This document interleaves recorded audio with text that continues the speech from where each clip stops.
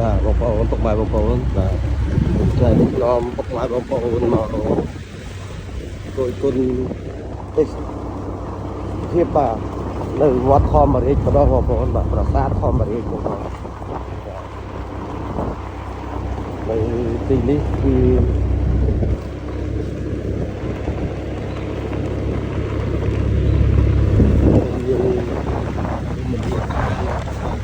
ជាតំបន់ទេសចរមួយដែរបងប្អូនបាទនេះគឺជាប្រាសាទបាទប្រាសាទធម្មរាជបងប្អូនបាទនេះគឺជាតំបន់ទេសចរមួយដែរនៅក្បែរទីក្រុងដែរបងប្អូននាំពុកម៉ែបងប្អូនមក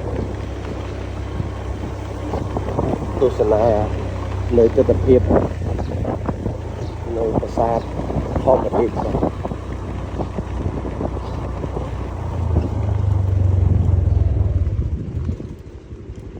នេះជំវិញនេះគឺប្រាសាទបងប្អូនបាទ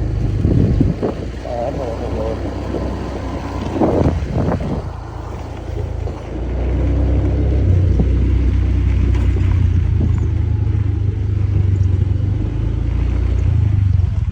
ជាទិដ្ឋភាពថ្មី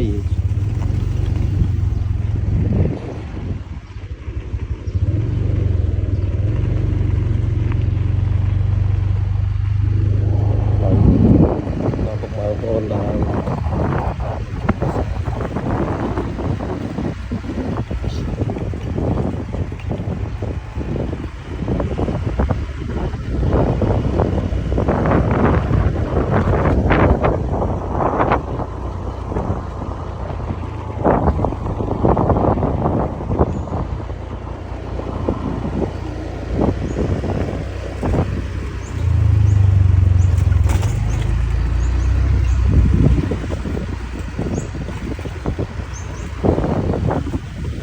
ប្រាសាទធម្មរាជពុកម៉ែបងប្អូន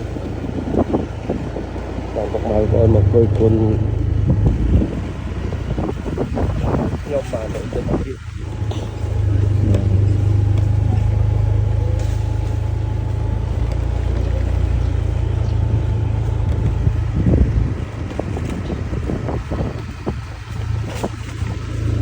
កន្លែងគឺជារមណីយដ្ឋានមួយដែរតំបន់ទេសចរមួយដែរ